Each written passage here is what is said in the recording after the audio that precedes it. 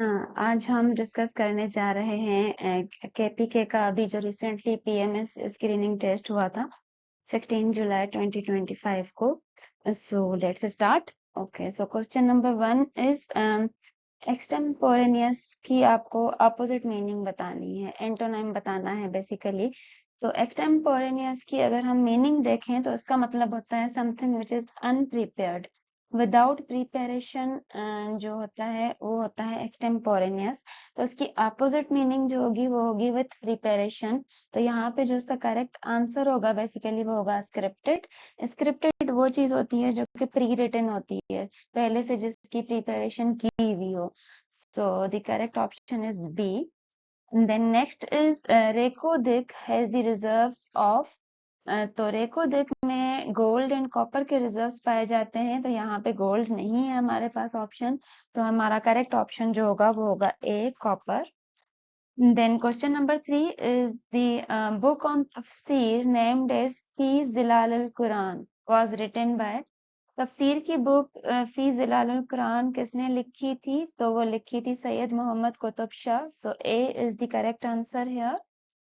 Then next is when the government of India ended the Indus Water Treaty following the Pahalgam attack. अभी recently जो Pahalgam terrorist attack हुआ था India में, उसके बाद इंडिया ने इंडस वाटर ट्रीटी को सस्पेंड कर दिया था, जो कि पानी की शेयरिंग थी। तो वो किस डेट को हुआ था? वो 23 अप्रैल 2025 को इंडिया ने सस्पेंड कर दिया था। So here the correct option will be B. Then question number 5, which angel does Jews consider their enemy?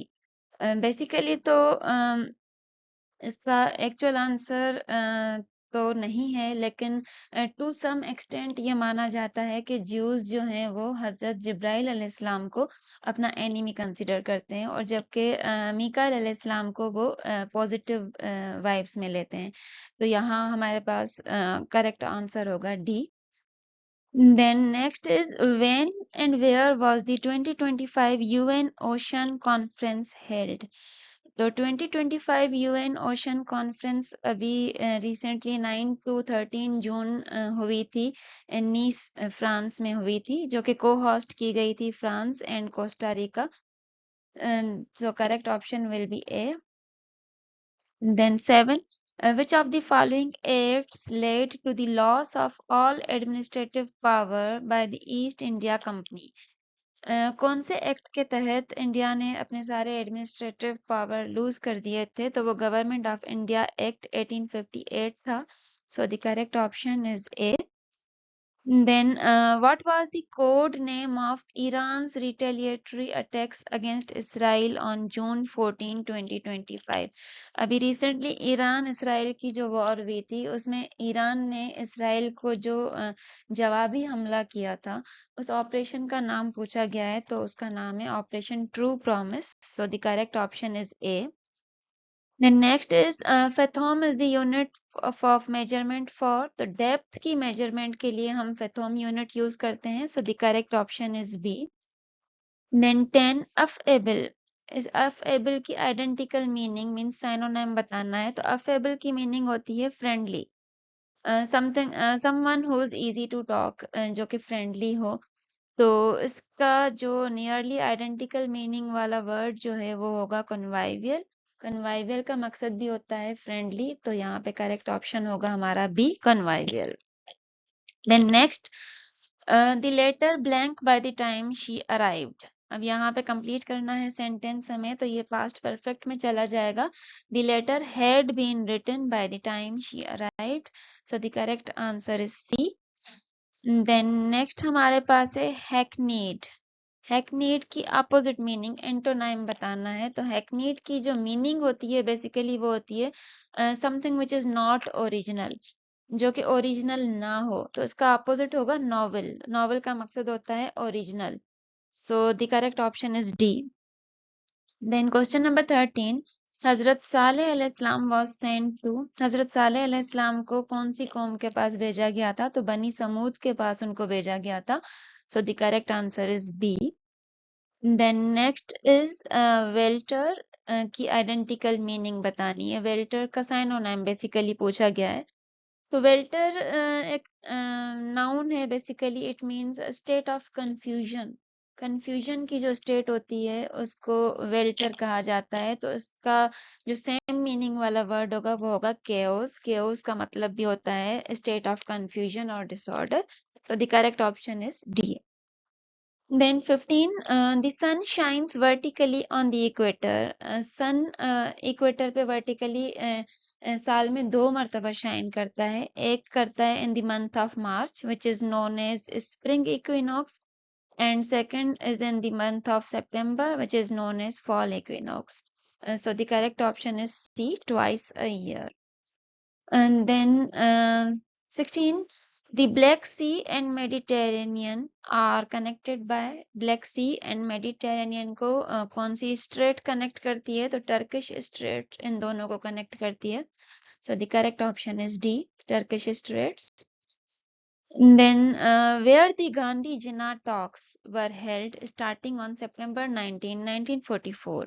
1944 में गांधी जिन्ना टॉक्स जो इनिशिएट हुए थे वो बॉम्बे रेजिडेंसी ऑफ मोहम्मद अली जिन्ना की रेजिडेंसी मुंबई में हुए थे। So the correct option is C. Then 18, Pakistan is a founding member of which regional organization? इनमें से कौन सी ऑर्गेनाइजेशन का पाकिस्तान फाउंडिंग मेंबर है? तो इट इज सार्क।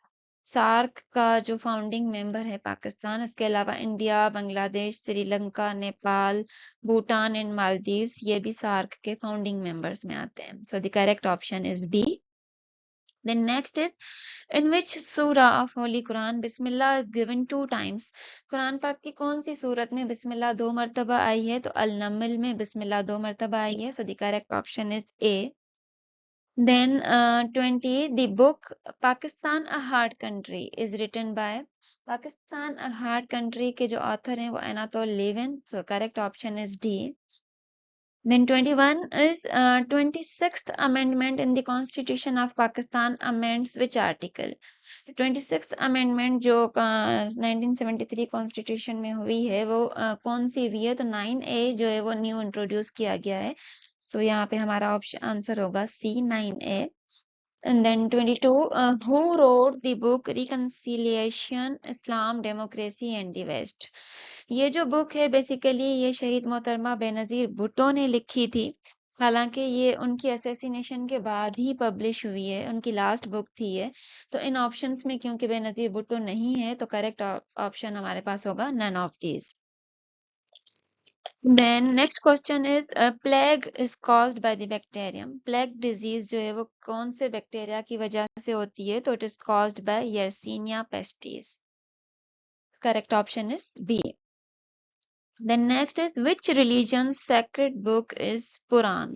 तो हिंदुइज्म की जो sacred book है वो कुरान है। So correct option is C, Hinduism. Then next 25, which of the following best describe the initial nature of Muslim society in the Indo-Pakistan subcontinent after the Arab arrival in Sindh? Initial nature Muslim society की Indo Pakistan में क्या थी after the arrival of Arab in Sindh? तो ये होगा इसका option urban, administrative and inclusive. Then next is the artificial intelligence chatbot BARD is developed by artificial intelligence chatbot जो कि बार्ड के नाम से है, चैट जीपीटी के बाद ये अनाउंस हुई है। तो इसको जो डेवलप किया है वो गूगल ने किया है। So it is developed by Google. And then next question is which of the following books is comprehensive of all the 7 hadith books? इनमें से कौन सी बुक में सारी जो 7 हदीस बुक्स हैं वो सारी कंपाइल्ड हैं, इनकी कॉम्प्रिहेंसिव है? तो बेसिकली इनमें से कोई भी ऑप्शन नहीं है, कोई भी ऐसी बुक नहीं है जो कि सारी हदीस की बुक्स को कंपाइल करे, कॉम्प्रिहेंसिव हो। सो यहाँ पे कोई भी करेक्ट ऑप्शन नहीं है, ये मिस्टेक है इस क्वेश्चन में। सो आप लोग कंफर्म कर लीजिएगा please. And then next question is which country announced its withdrawal from International Criminal Court on May 20, 2025? अभी मई 2025 में आईसीसी से किस कंट्री ने विथड्रॉ किया था? तो हंगरी ने किया था। So correct option is B, Hungary. Then हमारे पास है 29, Who was the only Muslim member in the House who opposed objective resolution of Pakistan and the Assembly? Assembly में कौन सा मुस्लिम मेंबर था जो कि जिसने अपोज किया था, ऑब्जेक्टिव रेजोल्यूशन ऑफ पाकिस्तान के खिलाफ था? तो वो थे Mian Iftikharuddin, option A. And then next question is Shah Waliullah's most famous scholarly work about Quranic exegesis. Quran की तफसीर की मोस्ट फेमस बुक जो कि शाह वलीउल्लाह ने लिखी थी वो कौन सी है? वो है Al-Fauzul Kabir. So the correct option is D. And then 31 lead exchanger tubes are never made of. अब यहाँ पे पूछा गया है कि जो लेड एक्सचेंजर ट्यूब्स होती हैं वो किस चीज की नहीं बनी हुई होती या नहीं बन सकती? तो यहाँ पे करेक्ट ऑप्शन हमारा होगा बी, लेड। अब exchanger tubes basically heat exchanger tubes जो होती हैं वो किसी ऐसे मटेरियल की बनी हुई होनी चाहिए जो कि इजीली प्रेशर चेंजेस को भी हैंडल कर पाए, टेम्परेचर चेंजेस को भी हैंडल कर पाए, कोरोजन को भी हैंडल कर पाए। तो ये सारी प्रॉपर्टीज लेड में नहीं है। लेड जो है वो बिल्कुल सॉफ्ट होता है, उसकी मैकेनिकल स्ट्रेंथ भी इतनी नहीं होती, उसकी थर्मल कंडक्टिविटी भी पुअर होती है।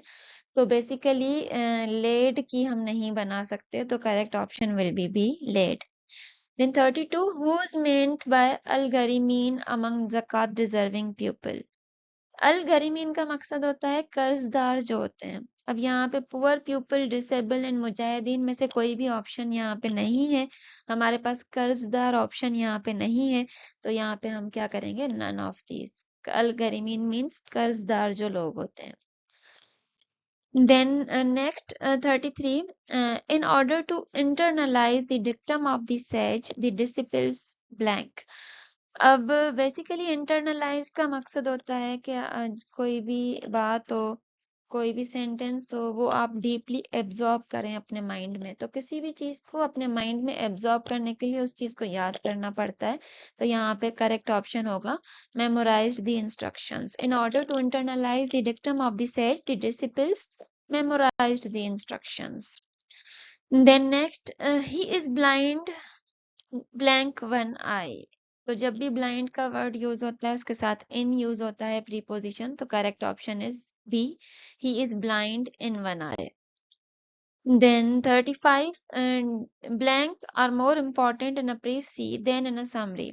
समरी के कंपैरिजन में इन ऑप्शंस में से कौन सी चीज प्रीसी में ज्यादा इंपॉर्टेंट होती है? तो वो होती है order and vocabulary. So the correct option is B. Then 36, the international date line passes through. International date line Bering Strait से पास होती है, so the correct option is A. Then 37, sorry, here is a mistake, it is not B. Okay, it is India. India always denounced which treaty or agreement between China and Pakistan? कौन सा agreement Pakistan और China के बीच वाला है जो कि India जिसको recognise नहीं करता, क्रिटिसाइज करता है? तो वो जो फेमस हमारा पाकिस्तान चाइना बॉर्डर ट्रीटी या Pak China boundary treaty, it is also known as Sino Pakistan agreement, जो कि 1963 में हुआ था, इसको इंडिया ने हमेशा डिनाउंस किया है। तो correct option is A.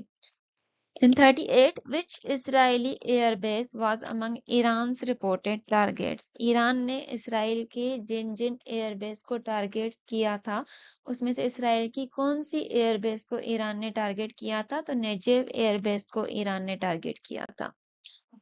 Then next is the SI unit of charge. As we all know, SI unit of charge is coulomb. So the correct option is B. Then 40, what is the name of Pakistani origin scientist who for the first time connected a chip to the human brain?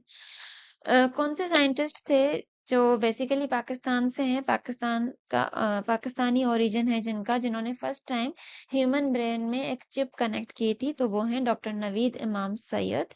Correct option is A. Then next question is blank is not a type of plague, or which of the following is not a type of plague?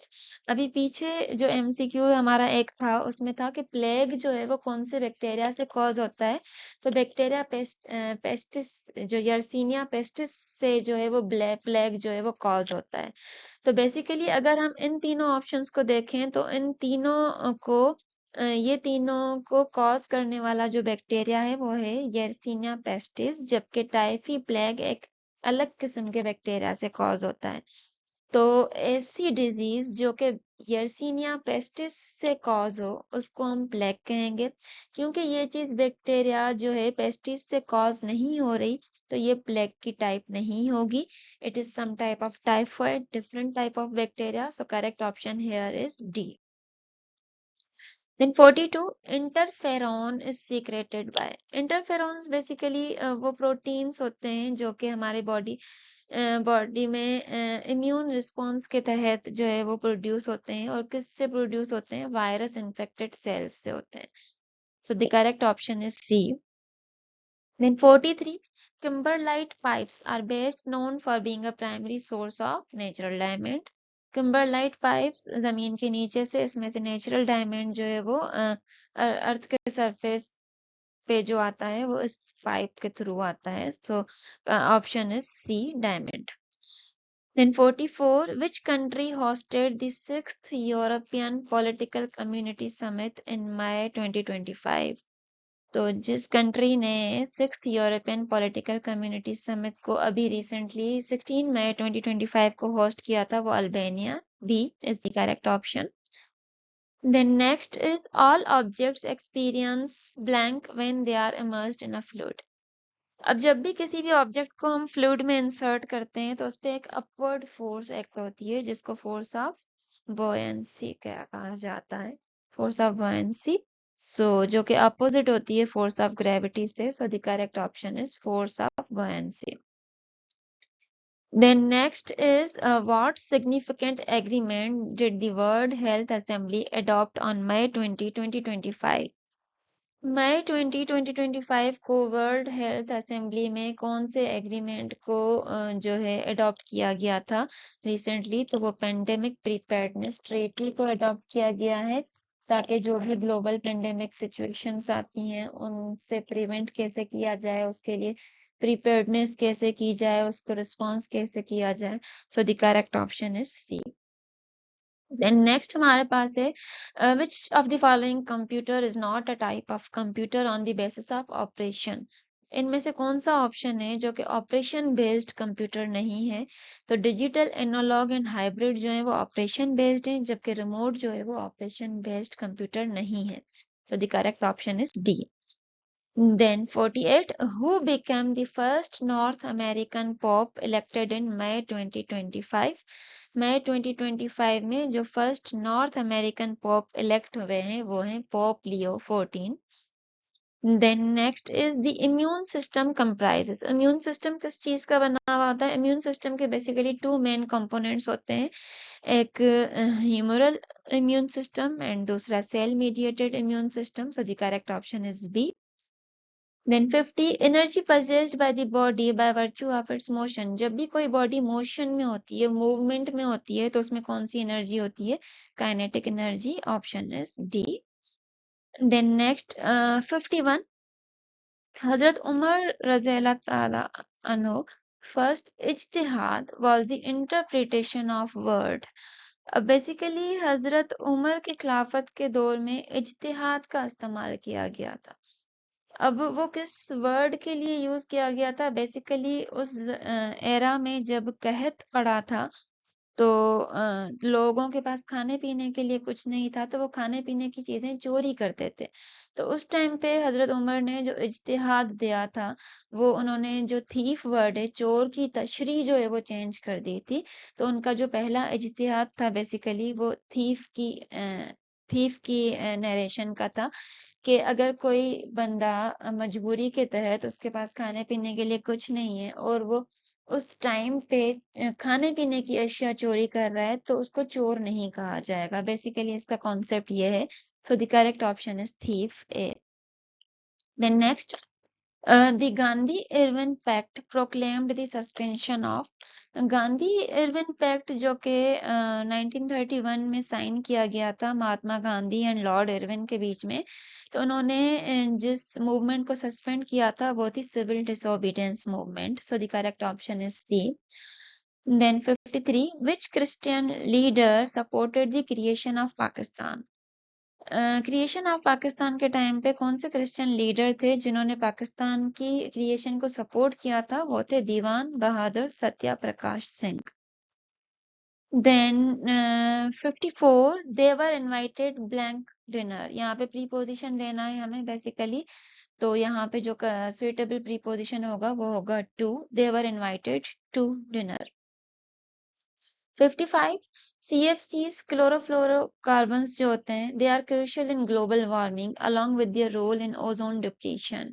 अब जो chlorofluorocarbon होते हैं basically वो ozone को destroy करते हैं, और जो है सोलर रेडिएशन को एब्जॉर्ब करते हैं, अर्थ की शाइनिंग को एब्जॉर्ब करते हैं basically.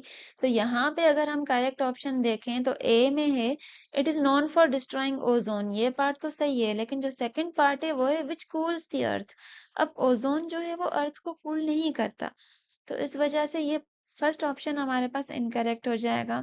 Then B blocks ultraviolet beta radiation. तो जो क्लोरोफ्लोरोकार्बन होते हैं वो अल्ट्रावायलेट रेडिएशन को ब्लॉक नहीं करते।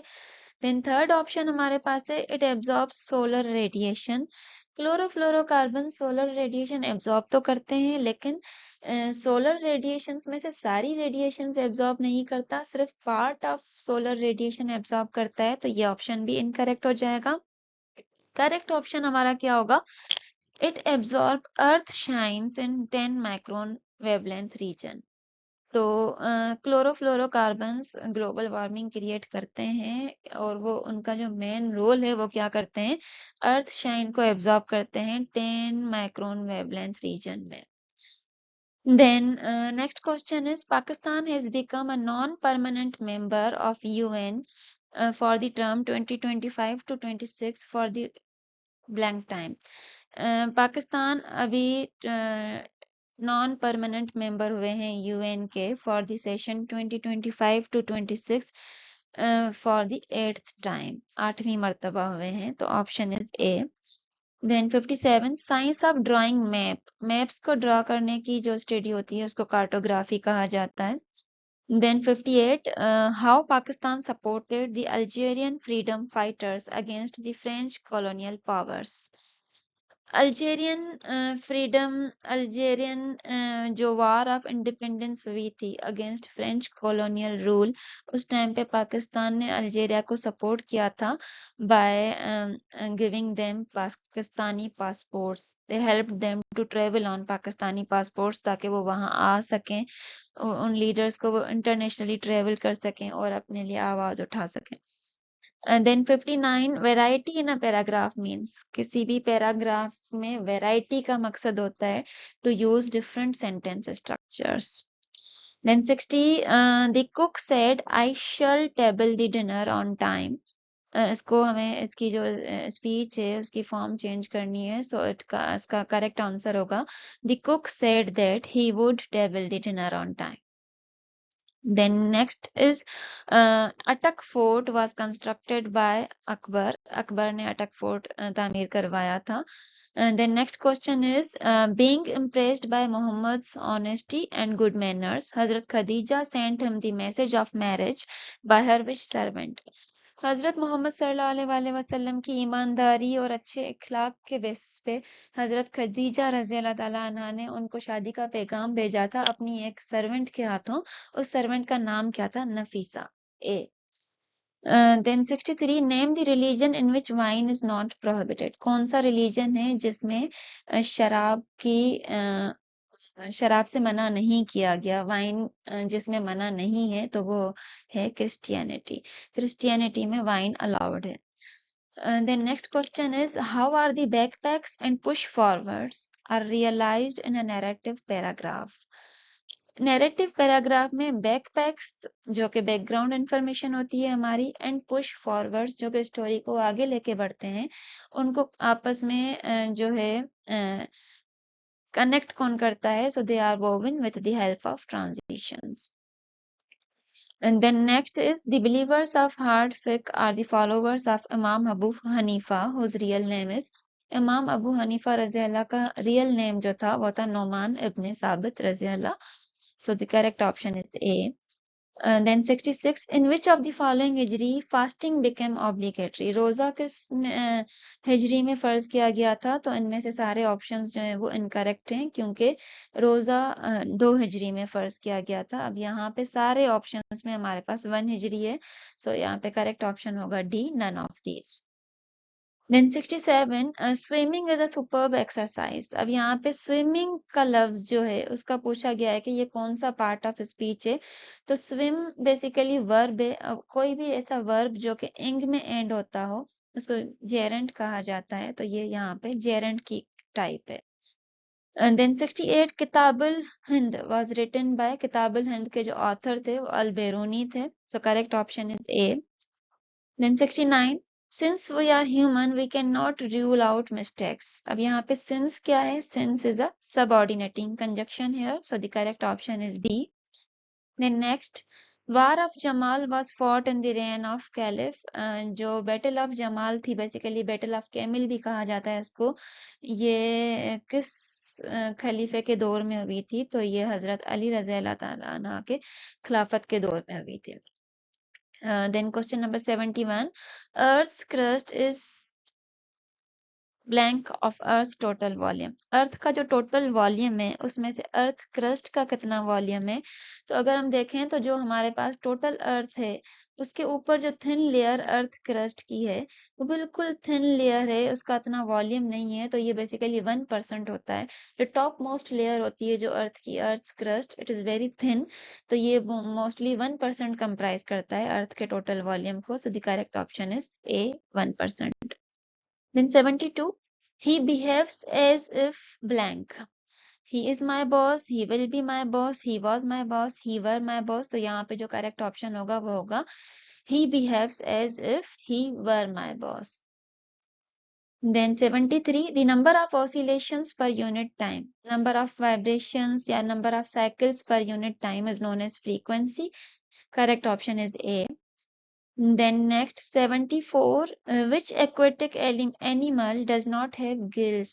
इनमें से कौन सा aquatic animal है जो कि जिसके पास gills नहीं होती?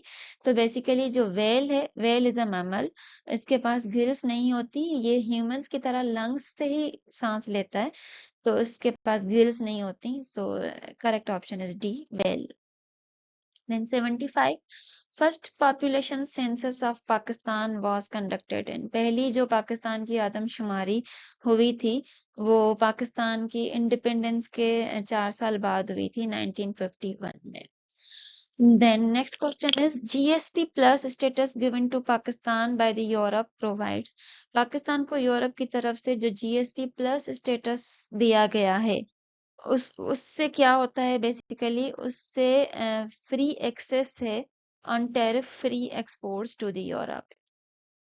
Then next is Pakistan's flag was designed by two brothers and name of one of them is. Basically इस क्वेश्चन में थोड़ा सा मिसकंसेप्शन है।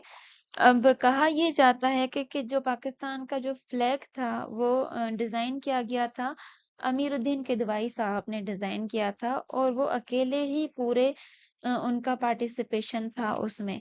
अब यहाँ पे ये जो टू ब्रदर्स की बात आई है वो बेसिकली ये पाकिस्तान का फ्लैग जब स्टिच किया गया था तो जिस दर्जी ने, मास्टर अफजल हुसैन ने स्टिच किया था, तो उसके साथ उनके एक भाई भी थे अल्ताफ हुसैन, उन्होंने इनको असिस्ट किया था, तो यहाँ पे बेसिकली उनका नाम पूछा जा रहा है कि पाकिस्तान का जो फ्लैग था जो डिजाइन किया गया था उसकी स्टिचिंग में दो ब्रदर्स का काम था। एक थे मास्टर अफजल हुसैन जो कि टेलर थे, उसके भाई थे अल्ताफ हुसैन, सो यहाँ पे करेक्ट ऑप्शन होगा B, Altaf Hussain. Then 78, she blank to Paris because she has got the ticket. अब जब भी कोई भी जब इसकी टिकट हाथ में आ गई है तो यहाँ पे जो यूज होगा वो होगा she is going to Paris because she has got the ticket. Then next question is Rajab Erdogan in his speech to the joint session of parliament in Islamabad in 2016 mentioned the name of which person as a symbol of brotherhood and sacrifice between Pakistan and Turkey. Recep Erdogan 2016 में जब पाकिस्तान के दौरे में आए थे तो इस्लामाबाद में उन्होंने जो स्पीच दी थी उसमें उन्होंने किस पर्सन का नेम मेंशन किया था कि as a symbol of brotherhood and sacrifice between Pakistan and Turkey, वो हैं अब्दुल रहमान पेशावरी, जिनको symbol of Pakistan Turkey solidarity माना जाता है। Then 80 naval drills 2025 conducted by China, Iran and Russia. And naval drills 2025 में कहाँ पे हुई थी? तो ये हुआ था Gulf of Oman. Correct option is B. And the naval drills were conducted in the Gulf of Oman near Chabahar port, Iran. Then next question is about a good topic sentence for a paragraph. अगर कोई paragraph लिखा जा रहा है on healthy eating habits, तो उसके लिए कौन सा सेंटेंस होगा जो कि टॉपिक सेंटेंस होगा? तो हम कह सकते हैं कि जो सी है, fruits support overall health along with adding taste to the diet, तो ये एक अच्छा टॉपिक सेंटेंस हो सकता है। Then 82 function of antigen. Antigen basically एक सब्सटेंस है जो कि जिसको immune system as a foreign particle recognize करता है। जब भी एंटीजन बॉडी में अंदर जाता है तो ये एंटीबॉडीज जनरेट करता है, जिसकी वजह से इम्यून सिस्टम ट्रिगर होता है। So the correct option is C, it triggers the immune system. And then next question is, what was the code name of Ukraine's mass drone offensive against Russia on June 1, 2025? अभी जून 1, 2025 को Ukraine ने Russia के against जो कि drone operation किया था, उसका name क्या था? वो था operation spider's web. Next 84 the Muqaddimah is a famous book written by. Muqaddimah famous book है, इसके ऑथर कौन है? Ibn Khaldun. So the correct option is D.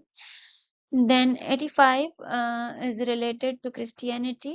Trinity means three gods, the Father, the Son and Holy Spirit. Basically Christian Trinity में basically कहा जाता है God the Father, God the Son and God the Holy Spirit, जिसको हम Divine Spirit भी कह सकते हैं, Divine Spirit, sorry. Then 86 second name of गजवा अहज़ाब is, गजवा अहज़ाब को गजवा खंदक भी कहा जाता है, so the correct option is C. Then next, who has been awarded Nobel Prize in Literature in 2024? 2024 में लिटरेचर की कैटेगरी में किसको नोबेल प्राइज अवार्ड दिया गया था? हैन कैंग, जो कि प्रोमिनेंट साउथ कोरियन की नॉवलिस्ट एंड पोएट हैं। फर्स्ट साउथ कोरियन है ये, फर्स्ट फीमेल एशियन है जिनको लिटरेचर में नोबेल प्राइज अवार्ड किया गया था। Then 88 a purpose of hook in a paragraph। जब भी हम पैराग्राफ लिखते हैं उसमें हुक का पर्पस क्या होता है? बेसिकली हुक एक ऐसा सेंटेंस है जो कि रीडर्स की अटेंशन को ग्रैब करता है। कोई ऐसा जुमला हमने लिख दिया जिसमें रीडर्स का इंटरेस्ट बढ़ गया तो उसको हुक कहा जाता है। इसका पर्पस क्या है? Its purpose is to grab the reader's attention. Then next question is, what incident triggered protests in Los Angeles on June 24, 2025? जून 24, 2025 को लॉस एंजलिस में ऐसा क्या हुआ था जिसकी वजह से एहतजाज किए थे लोगों ने? तो बेसिकली हुआ क्या था, लॉस एंजलिस में इमिग्रेशन एंड कस्टम्स एनफोर्समेंट ने रेड किया था माइग्रेंट नेबरहुड्स पे, जिसकी वजह से प्रोटेस्ट ट्रिगर हुए थे। So the correct option is C. Then 90, which of the following religions disbelieves in the existence of Allah? इनमें से कौन सा रिलीजन है जो कि अल्लाह की एग्जिस्टेंस को नहीं मानता, उस पर यकीन नहीं रखता? तो वो बुद्धिज्म में they do not believe in the existence of Allah. Then 91, the first canal water agreement between India and Pakistan was signed on basically soon after the independence, 1947 के बाद। 1948 में मई 4, 1948 को पहला वाटर एग्रीमेंट हुआ था। उसके बाद जो कि वो आगे चल के इंडस वाटर ट्रीटी में साइन हुआ था और वो 1960 में हुआ था। Then 92, don't open the door, she said। इसका हमें करेक्ट जो स्पीच ऑप्शन बताना है, तो इसका होगा she said not to open the door. Then next is, Pakistan would have destroyed India completely if India had delayed the ceasefire। अगर India ने ceasefire डिले किया होता तो Pakistan would have destroyed India completely. Imaginary situation है तो वहां पे जो बेस्ट ऑप्शन होगा वो होगा if India had delayed the cease fire. Then next question is during the period of Feroz Khan Noon, Muscat handed over Gwadar to Pakistan on। Basically मस्कत ने पाकिस्तान को गवादर कौन सी डेट और कौन से साल में हैंड ओवर किया था, तो वो किया था 8 सितंबर 1958। उस टाइम पे जो प्राइम मिनिस्टर थे वो थे फेरोज खान नून, उनके दौर में किया गया था। Then next, how many Hajj did prophet Muhammad peace be upon him perform. Hazrat Muhammad सल्लल्लाहु अलैहि वसल्लम ने कितने हज परफॉर्म किए थे अपनी लाइफ में, तो एक ही हज उन्होंने परफॉर्म किया था और वही हजतुल विदा भी था और उसी में आखिरी खुतबा भी दिया गया था, farewell sermon at Arafat. Then next is what was the Deoband movements stands toward British rule. So Deoband movements का स्टैंस जो था वो था interference and passive resistance. Then next, biggest barrage of Pakistan. Sakhar barrage is the biggest barrage of Pakistan. So the correct option is A. Then 98, religion of the majority of the Arabs before Islam. इस्लाम से पहले जो अरब के लोग थे वो बुतों को पूजते थे, बहुत सारे खुदाओं को पूजते थे। तो बेसिकली उनका जो रिलीजन था वो आइडोलेट्री था, आइडल्स की पूजा करते थे। Then next question is pathogens are responsible for causing elephantiasis that is transmitted to a healthy person। अब एलिफेंटियासिस जो डिजीज होती है वो किसी भी हेल्दी पर्सन को कैसे ट्रांसमिट होती है, through a female mosquito vector. Then last question is Chaudhry Rehmat Ali published a leaflet, Now or Never Are We to Live or Perish Forever in blank from Cambridge advocating for creation of a separate Muslim state in British India। Basically ये जो चौधरी रहमत अली की जो leaflet थी किस कब publish की गई थी, तो जनवरी 1933 में। Thank you very much. I hope कि आप लोगों को मेरी वीडियो पसंद आई होगी। हो सकता है कि कहीं पे मिस्टेक्स पॉसिबल हों, अगर तो मैंने कहीं पे बोलने में या कहीं पे कोई मिस्टेक कर दी हो तो प्लीज कमेंट में जरूर मेंशन कीजिएगा एंड चैनल को सब्सक्राइब कीजिएगा एंड अपने फ्रेंड्स के साथ जरूर शेयर कीजिएगा। Thank you very much. मिलते हैं अगली वीडियो में इंशाल्लाह।